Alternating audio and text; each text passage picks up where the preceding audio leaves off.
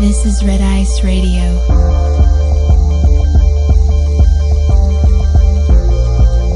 From the dream to reality.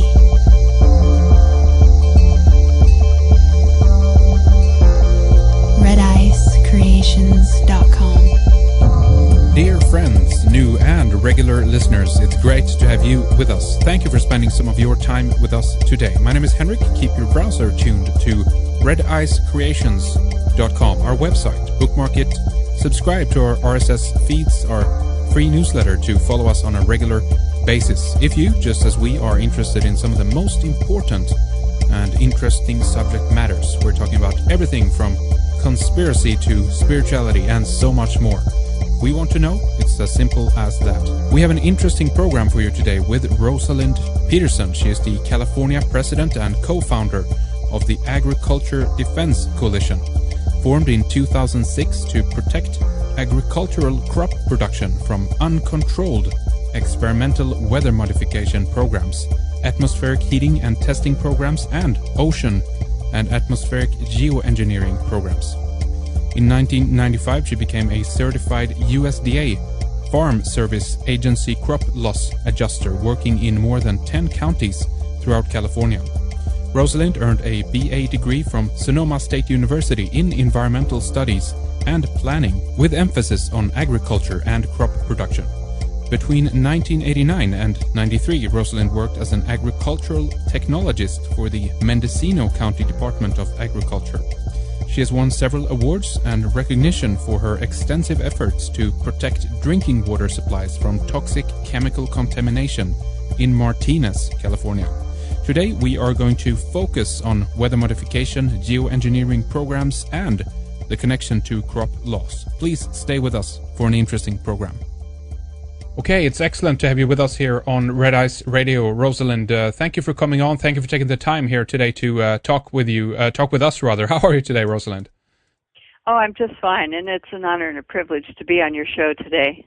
Absolutely, you bet. It's going to be interesting hearing about yourself, about your work, and pertaining to your perspective over in California. This is obviously an issue that is worldwide. Many people who bother to look up at the sky are prone to realize that something is not the way it used to be, and we're going to try to look at this issue from many different angles and perspectives, of course. But at the beginning here, Rosalind, I want to get your take, I guess, as a background to how you started looking into this phenomena overall. Maybe you can just tell us how you got into it briefly, Rosalind.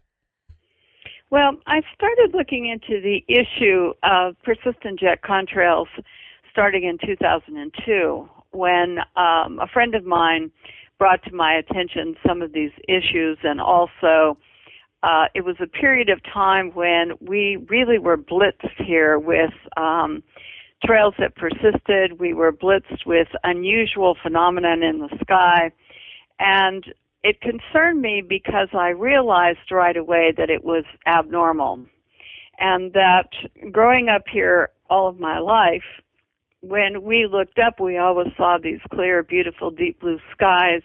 The clouds would come, it would rain, and then it would clear up. And we never had the haze, and we never had these man-made clouds that were produced by the jets ever before in the quantities and configurations that were appearing in our skies. So my background, I worked for many years for the U.S. Department of Agriculture in California. Part of that time I spent as a crop loss adjuster, which meant that whenever there were crop losses in California, we would be sent to address those issues to determine the cause of the crop losses and also to assess the amount of the damage. And there were a group of around 30 of us here in California that provided the service. But this gave me and others an opportunity to travel the state and also to assess different types of crops. What concerned me when I first began to really take note of the jets and their impact was that they were leaving us in higher humidity and man-made cloud cover, which was restricting the amount of sunlight reaching the earth, and realizing that all agricultural crops require photosynthesis and direct sunlight to grow and produce crops, this became of great concern to me, along with the fact that NASA studies early on in my research noted that these persistent jet contrails would change the climate. They were exacerbating changes to and impacting natural resources. So I soon began to really think about their impact on agriculture crop production within the United States. And this led me into research since that time of lots and lots of government websites and documents on this topic. Absolutely. And I think you're in one way different in that way that you've, bothered to contact, various congressmen, people from in the political government venue over in California. And obviously what you've detailed so far, and what's an important issue to mention, I think, is the maps that you obtained from after an inquiry, I guess, to Congressman Mike Thompson. Can you tell us a little bit about that, Rosalind? Well, one of the things that elected officials would do when first contacted is that they would only talk about the issue as a chemtrail issue, stating that it was a conspiracy theory or an internet hoax, this type of thing. So I made sure that I didn't put myself in that category at all. And so I refused to use that terminology in talking with them and speaking with them. But one of the things that Congressman Mike Thompson from Northern California had said was that it was increasing jet traffic. So in order to disprove that theory, what I did is I asked him for the federal paperwork on maps, FAA maps, for example, that would show flight paths and how many jets, commercial jets, were flying over Mendocino County. And so there appeared maps from Congressman Thompson's office, along with a letter stating what these maps were. And these maps were color-coded to show commercial airline flights over the county in Northern California where I live, which is Mendocino. And what we discovered was that there were very few commercial flights that flew over our county, and that the flight paths were straight line across the county, and that it didn't have anything to do with increasing jet traffic across our county, because the flights that we were noting here that were leaving these persistent jet contrails were flying outside of the flight paths of the commercial airlines. And it was obvious because there's so few flights going over from major airports over us that we were able to then differentiate that these were military flights that were leaving most of the jets that impacted our skies. And these were called intra flights, I believe, if that's correct. And what would you pin this down to being just military flights then and military missions? Is that correct? Yes, the intra flights are military in nature because they have unlimited funding. They circle our county all the time. They don't fly into, when you track them back, they don't fly into any of the major airports. They fly from military bases. So we knew that most of the jets leaving the persisting contrails over our county, as one example, had to be military, because commercial airlines do not loop the loop over our county. Commercial airlines don't get out of their flight paths because they only have a certain amount of fuel. It's very expensive, and they're on time schedules. So that commercial airlines would not, on a consistent basis, have time to do ovals and circles and crosshatches and X's and all the different flight variations over us, because they could never run on time. So in your view then, Rosalind, does that mean that all commercial airline flights are not part of an overall program in terms of geoengineering and weather manipulation? Well, you have to understand that commercial airlines do impact our environment, and they do sometimes produce trails that persist, but mostly they persist along the flight paths. But once you get out of their normal flight paths, then other aircraft then are causing the problem. So it's hard for me to know what the commercial airlines are paid to do with regard to keeping our skies in man-made clouds and haze. Yeah. Because I don't have any documentation to prove that. However, the military aircraft that fly over us all the time are definitely engaged in different types of patterns and different kinds of man-made cloud releases and different types of configurations and haze. And they're definitely having an impact on global temperatures worldwide because part of their release in the combustion process is water vapor. Water vapor is a greenhouse gas.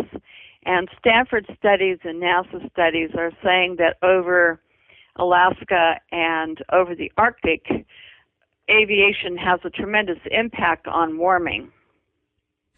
Yeah, I don't doubt that at all. And I've argued many times before, as we've talked specifically, about chemtrails, if you will, with other guests. I know you don't like to use that term, so we're going to try to avoid that here today. I think that's pretty good in one way as well, because there's a lot of it's important to detail the terms, obviously, and we can stick to geoengineering, if you like, or weather manipulation, but we'll get deeper into some of the different aspects of this. But if we look at persistent contrails and commercial airline traffic, there's lots of different aspects to why this might be increasing. We're talking about obviously an increase, I think, overall in airline flight traffic since probably the 90s. People are, I think, traveling more, maybe less so, these days, depending on their attitude to TSA over in the States and all that. But in any regard, it seems to be on the increase. And there seems to be many different aspects of why they would be, from the official point of view, turned into persistent contrails. It has probably to do with temperature, air humidity, maybe even pressure. Can you talk a little bit about that? Why does it seem to be in certain cases that they stay up there, in other cases they go away right away? What do we know about that so far, Rosalind? In the late 1980s, the jet engine was changed, especially in the military portion. Ram jets were in, and they produced more water vapor, which is a greenhouse gas. And also the military changed from JP4 jet fuel into JP8, JP10, JP5, and there were lots of additives put into the jet fuel by the military. The Ram jets also created more water vapor as a greenhouse gas. So the military applications and usage would produce more water vapor, which is considered a problem, an ever-increasing aviation problem. The JP4 continues to be used by commercial airlines for the most part, and they did convert over all the way to ramjets because there would be an expensive conversion over for some of the new, more sophisticated engines. In the meantime, the increasing water vapor, according to IPCC and Stanford University reports, is causing warming over the Arctic and also warming over Alaska and other areas, and that this is problematic. Plus, aviation's impacts in general are tremendous, and there are several reports talking about these impacts. I cannot specifically say here in the United States that air traffic is increasing as flights are now combining so that jets don't fly almost empty or half full. So I don't know that there's an increase in jet traffic exactly, even though that's the mantra that everyone likes to say. I see more of consolidation, packing people into smaller areas and planes, and fewer flights as far as not flying with only a quarter of the passengers or half full. Okay, interesting. I want to go back to this idea there of the difference then between military and commercial airline traffic, because there's a difference there, and at least from my perspective, Rosalind, what I've been able to see, over the area where I am, personally in Sweden, there definitely is a military base not too far from here. I hear jets go back and forth. Military jets, they tend to obviously fly lower than usual if they do tests and things like that. But what I see and the planes that I see that is causing these persistent kind of clouds that are smearing out over the sky, or seems to be anyway, I say, because I don't have proof of that, but it seems to be pertaining to the commercial airline traffic. So what I would like to ask you is, if we can talk a little bit about the fuel again, then, if you believe that there could be a change in the fuel, meaning that we're not talking about a program where people are involved and if you will, then in the know of what is going on, but this could actually simply just be down to the fact of a change in the fuel that is given to the commercial airlines. What do you think about that, Rosalind? That could be a possibility, but also I do believe, despite this, that commercial airlines are leaving trails of persistence and these odd, smeary, man-made clouds, high cirrus, high haze, all of this. And I think I have come to the conclusion from all of my research that I think it's deliberate to absolutely cover our skies in these man-made clouds and haze. I think it is. And I think that the warming is deliberate from this process as well. Interesting. Yeah. So they're definitely part of some kind of experimentation program. I want to ask you a little bit later about NASA, NOAA, what they've been up to. You've been attending, I think, some of those meetings, and we'll talk about that. But do you know who produces the jet fuel today? If that's in accordance to those who develop the engines, and if you will, then they're given a recipe, and then the different gas companies are producing it, or do you know who's behind that, Rosalind? Well, what it is about jet fuel is that the military has unlimited funding. So when you talk about jet fuel, the Navy, for example, uses JP5 jet fuel for the most part, and then they put additives in it for different performance capabilities. So what happens is that the Air Forces use JP8, JP10. There's different kinds of uses, and the manufacturers, of course, that manufacture regular jet fuel will manufacture for the specifications for the military, and then the military purchases it. So I don't think that there's any restrictions. The military just orders what they want, and then Boeing builds the engines and the jets, and these different manufacturers build the jets to the configuration that they want. Then they put this type of jet fuel in it. So someone suggested to me that when they looked at the map, or I stumbled over this information actually on the web, and that was pertaining to some of the maps as well, and the intra flights that you discovered, because the maps carried a logo, and I want to get your take on this, from a company called Attack. Interesting name, of course, but ATAC.com is the website for there, and they are allegedly experts in aviation simulation and analysis. So someone suggested that the yellow lines on the maps, the intra flights, were pertaining to simulated and not actually real flights. Have you heard about that, Rosalind? And what's your take on that, if so? No, those were real flights because they were given by the FAA to Congressman Mike Thompson as being actual flights and the flight paths over our county on that particular 24-hour period.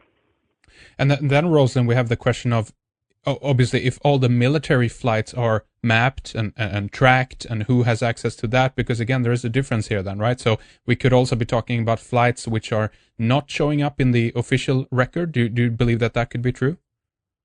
That could be true too. I can't speak to that, but there could be flights that they don't want tracked, and so the FAA then wouldn't put them on the maps, and that could be quite true too.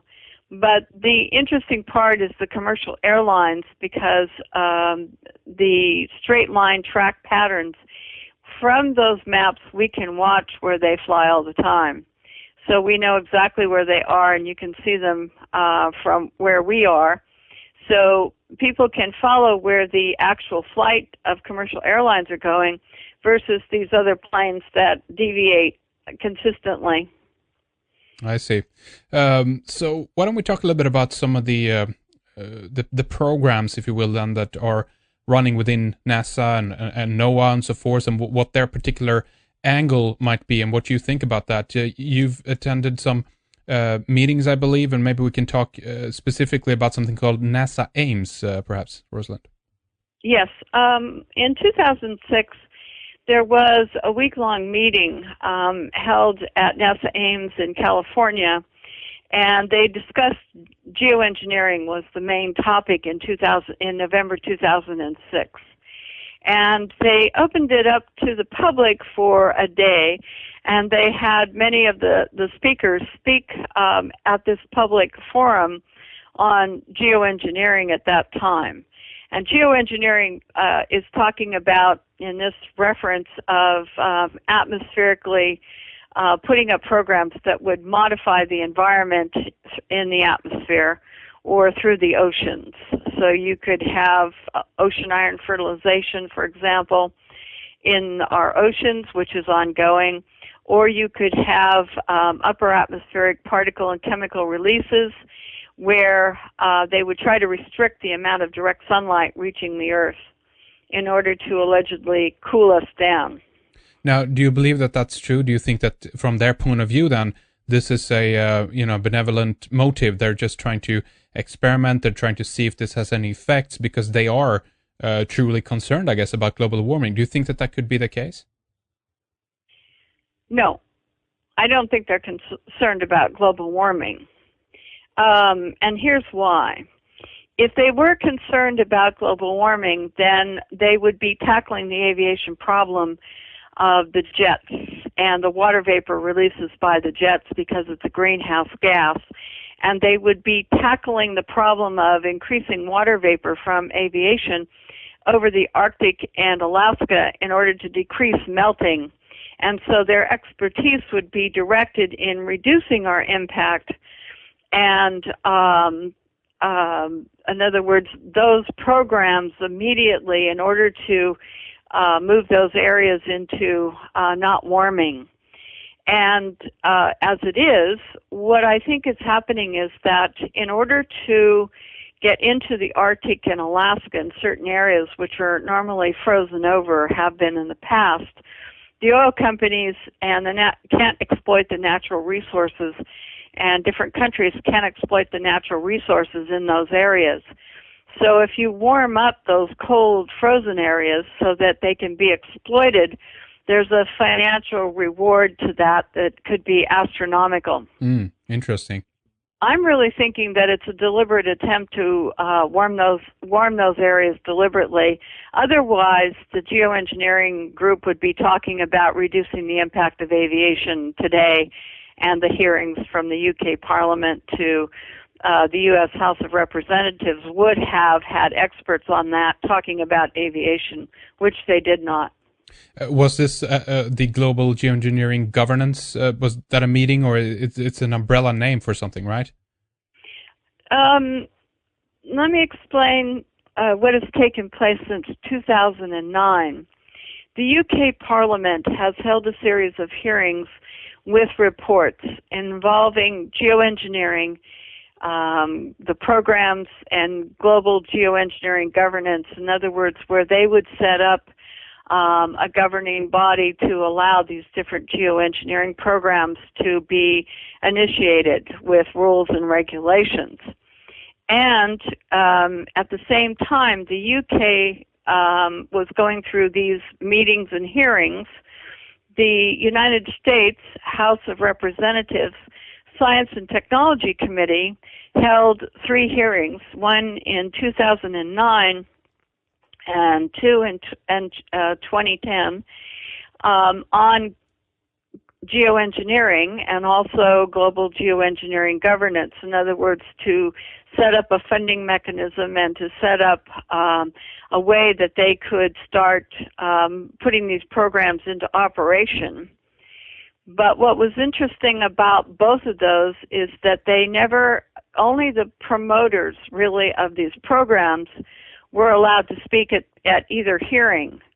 They didn't have anybody in forestry to talk about the acid rain problems from putting up particles and chemicals into the atmosphere. They didn't have anyone from ocean scientists, biologists. No one was speaking on any of the adverse consequences, which were admitted during the course of those hearings, but which were they never had anyone questioning, in other words, these so-called climate scientists on their schemes. Mm-hmm. What they did is they were only having testimony mostly from people that wanted to implement them. I see. It's very, very interesting. There's so many different, aspects to look at of why the motive would be for this, of course. And a little bit later, I want to get into some of the particulates that you've been speaking about that's been found. There seems to be an increase in certain chemicals, metals, and so forth as well. We'll address that. There was a few other things I want to talk with you about that has to do with the cloud seeding again then, because the idea, I guess, is with a thicker cloud layer, you'd have more sunlight bouncing back into space, and therefore we'd have a cooling effect. So from their point of view, or one of the reasons we're given, I guess, in that sense, an unofficial reason so far, would be that this is the way to combat global warming. But as we've seen, or as many people have reported, there's other things in the actual clouds, and I don't know if this is the case with all cloud seeding, but in some cases there seems to be metals in there as well. And maybe we can talk a little bit about how you've managed to track this, or the samples that you've taken that indicates an increase in things like barium, aluminum, and things like that, Rosalind. Okay, you've asked me about 4 or 5 questions here, so let's kind of start through the grouping. Okay. Okay. The first thing, talking about how I know that there's an increase in chemicals and particles, is that the United States is conducting upper atmospheric tests and have been for years. And in these upper atmospheric tests, which you can read about in the aluminum section or the barium section on my websites, either CaliforniaSkywatch.com, or you can go to agriculturedefensecoalition.org. I list these various upper atmospheric experiments which the United States Navy, the United States Air Force, and NASA have been conducting for years. And they do use aluminum, trimethyl aluminum, barium, strontium, lithium, sulfur hexafluoride. All of these chemicals are being used in these upper atmospheric tests. And these are extensive tests having been done for years. And we know that the U.S. Navy, for example, in 2009, put up an aluminum oxide dust cloud over the eastern seaboard of the entire United States. And what they did is this aluminum oxide dust cloud they put up so that they could conduct university and government experiments having this aluminum oxide floating around in our environment. It will eventually come down, and when it does, it will pollute the water and it will pollute the soil, and it will pollute everything when it comes back down. The Navy intends to continue these type of testing. The Air Force conducts what they call night cloud experiments by putting trimethyl aluminum and other chemicals into canisters and then superheating them in the atmosphere and conducting tests when they explode. These canisters will explode. So there's any number of programs. The University of Alaska lists them using barium to create man-made auroras. Right. So sometimes when people talk about auroras as being natural, we see them here in the United States in areas where they had never been seen before. And what we're finding is that the University of Alaska, NASA, and the Air Force are conducting experiments where they can artificially create an ionosphere and also man-made auroras. That documentation is online as well. Why do you think they would do that? What was the reason for that, do you think? Well, we have the capability, one, we have the money to do these experiments, and we have no restrictions, either internationally or here in the United States, that would restrict using the atmosphere and the various layers for experimentation purposes. There are no restrictions on geoengineering right now, and so some of the cloud whitening experiments are being done and conducted. A new geoengineering experiment by the UK is about to begin, where they're going to take this balloon, they're going to loft it into the air, and they're going to add salt from seawater. They're going to push that into the atmosphere above us. And so that's one of the newest that was reported in The Guardian in this last month. I think September 2nd was the date.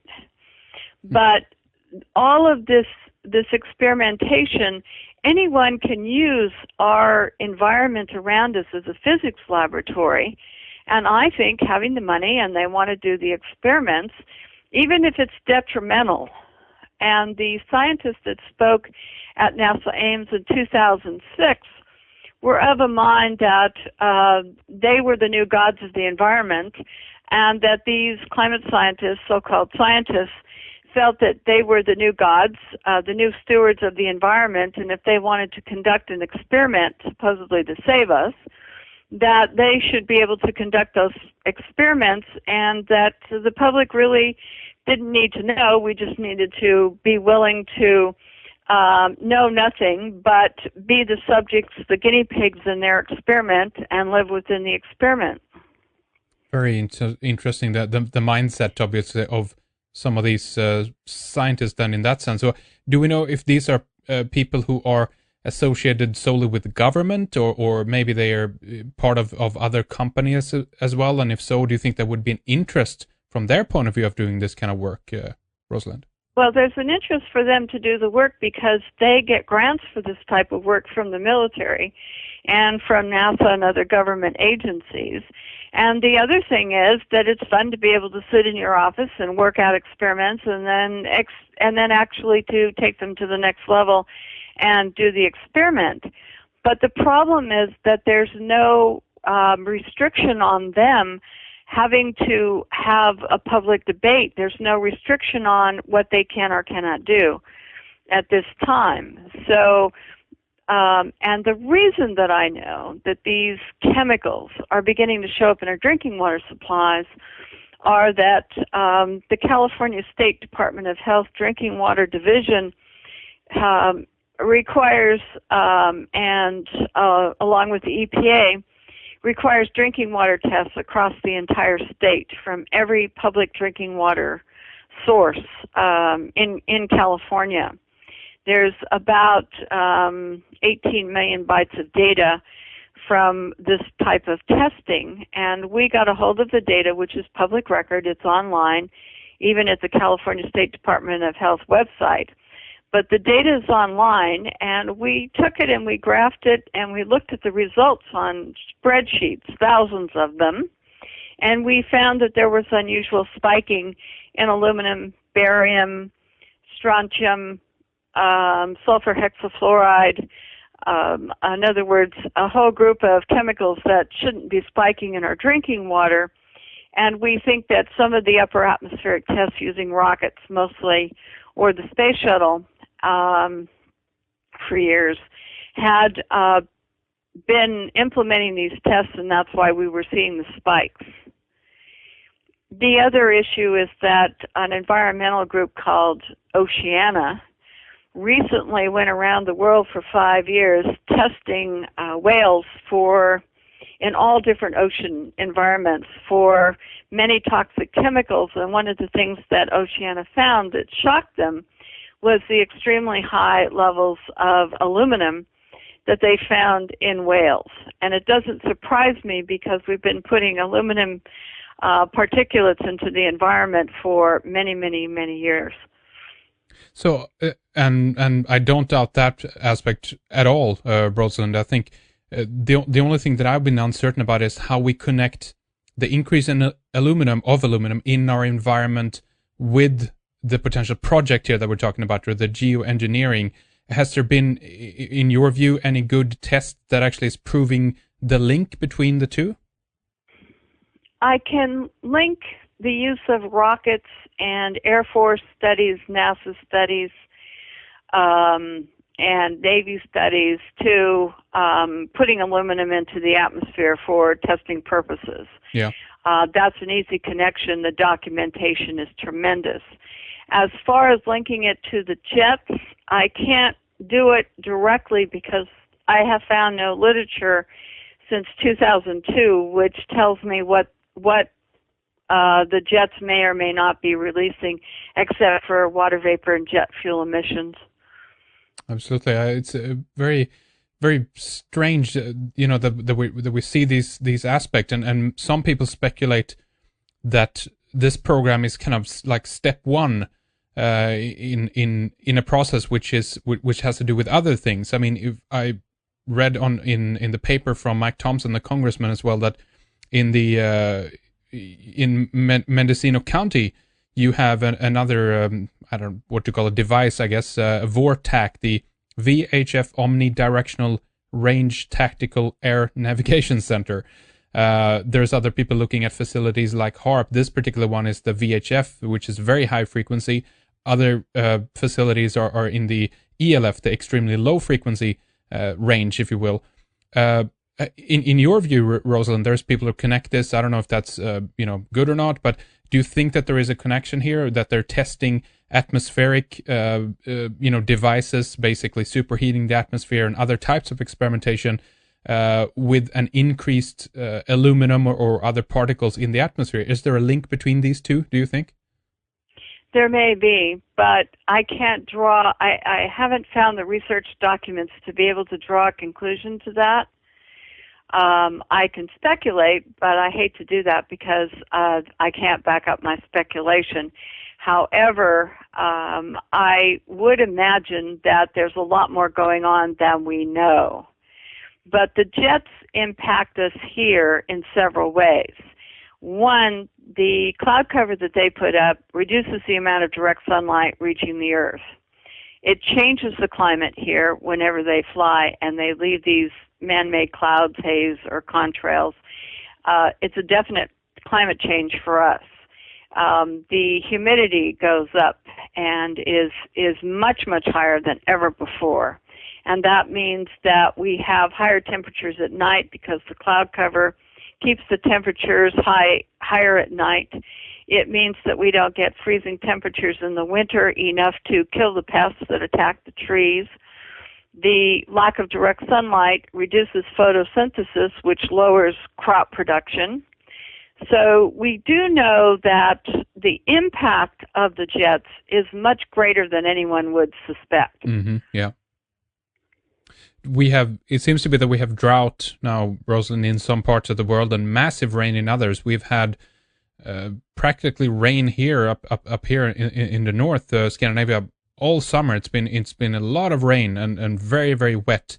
And I can't help to think that this might be, I'm not saying it's a direct manipulation of the weather up here, but I'm definitely seeing a destabilizing factor, I think, because of potential experimentation that is going on in other parts of the world, meaning that we're still suffering from a consequence. We're getting effects up here, and I think in other parts of the world as well, because there must be, if you're messing with the weather in one part of the world, Rosalind, there must be consequences of this throughout the globe, correct? Oh, that's absolutely correct. And if you go to my website, the weather modification section of my website, what you're really going to find is maps, U.S. maps of talking about the number of weather modification programs going on worldwide. And there's around 69 of them that are ongoing all the time. And American companies are heavily involved in those in some cases. In the United States alone, we have 66 weather modification programs ongoing every year, and that listing is a NOAA listing, National Oceanic and Atmospheric Administration records. showing the type of programs we're doing: snow enhancement, rain enhancement. In other words, in many, many states, California, Texas, Montana, Idaho, Nevada, Utah, Wyoming, North Dakota. I mean, the list goes on. And also, the country of Mexico is modifying the weather. Canada is modifying the weather. And these are having international effects. Yes. You cannot modify the weather in one place without it being detrimental to some other location or area. And this is what's not good. It concerns me greatly. We even had a government office of the White House. We had a fellow who came up and he spoke, and the reason that he was speaking out was to say that this could be an international problem, having these weather modification programs and doing all the things that they have been doing. And so I want you to know that this is a possibility for everyone. Absolutely. And what do you think will happen if we look at the discussion, and hopefully it is continued to be highlighted?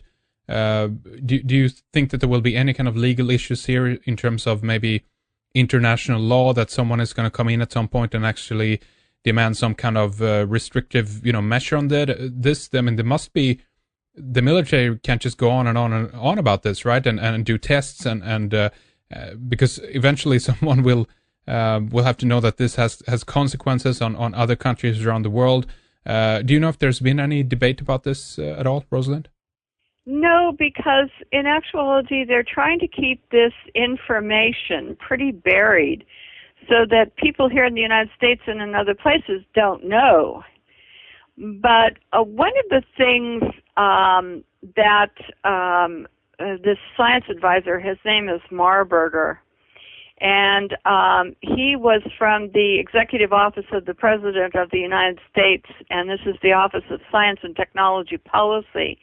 In 2005, in reference to a bill that never passed, but they tried to pass to get more weather modification programs going, he writes, the Departments of Defense and State, there's national security implications. He said, because small-scale weather modification may promote rain in one area to the detriment of another, weather modification could result in litigation or private citizen litigation against the modification programs themselves. That's why they don't want to do them, because there could be that type of litigation. If you don't know that the weather is being modified or who's doing it, then it would be impossible to start any type of litigation for adverse consequences. Yeah. He goes on to state, the legal and liability issues pertaining to weather modification and the potential adverse consequences on life, property, and water resource availability resulting from weather modification activities must be considered fully before the U.S. government could take responsibility for any new research programs. However, we are doing them. The international and foreign policy implications, he writes, small and large scale, for example, hurricane weather modification efforts could benefit the United States to the detriment of other countries such as Canada or Mexico.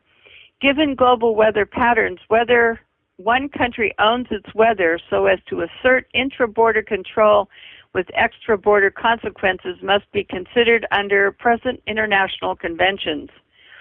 The manner in which such a program could benefit or harm the present U.S. positions on foreign policy matters such as global warming, climate change, should also be considered.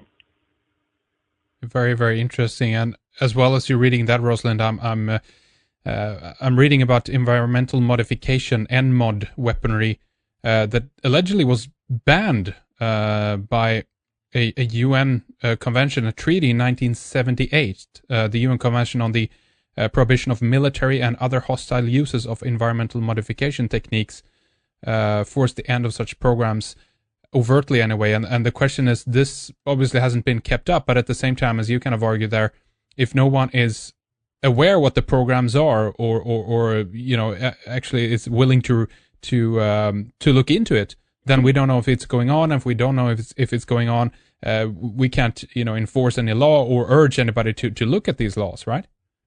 That's correct, and that's why I've been trying to get out the information that we are modifying the weather, that American corporations are modifying the weather in other countries as well, and that foreign countries are modifying the weather. And I think that the excesses in climate that we're seeing not only are produced by the jets producing the man-made clouds, which changes the climate, but also are produced by these weather modification programs.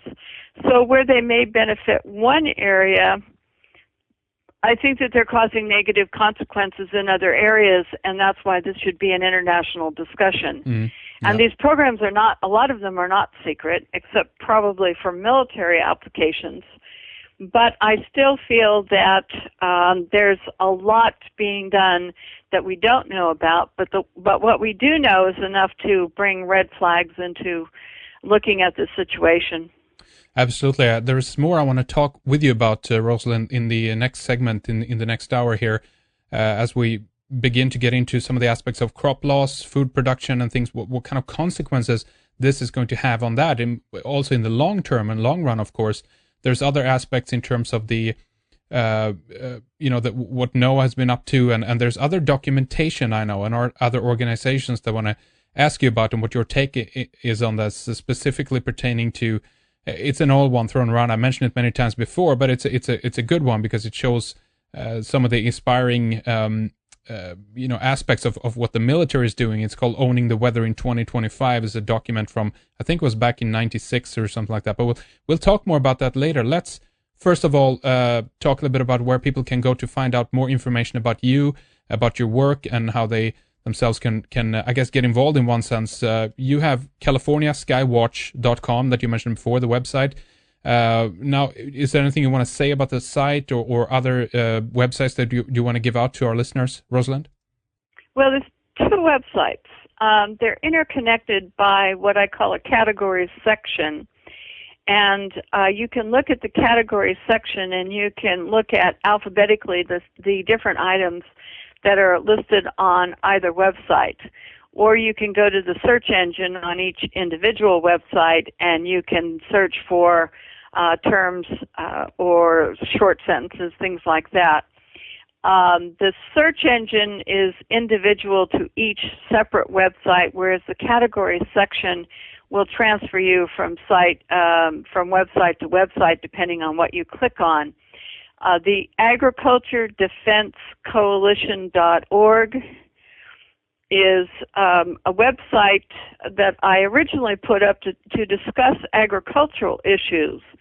But then I found that there were a number of issues which impact agriculture, which had to do with the type of chemicals being used atmospherically, that had to do with solar radiation management and geoengineering, and other issues. So I began to put up related issues to agriculture. Absolutely. There is a connection. It's an interesting one, and it's a big one, again, if you think about the long term and what the consequences of this might be. And we'll get into that then in the next segment. But again, here, the website's CaliforniaSkywatch.com and then AgriculturalDefenseCoalition.org. And I will have the links up on redicecreations.com as well, so you can click through from our site with ease, as it were. Okay, well, stay with us then, Rosalind. We'll take a short break here, and then we'll continue with more in the next segment.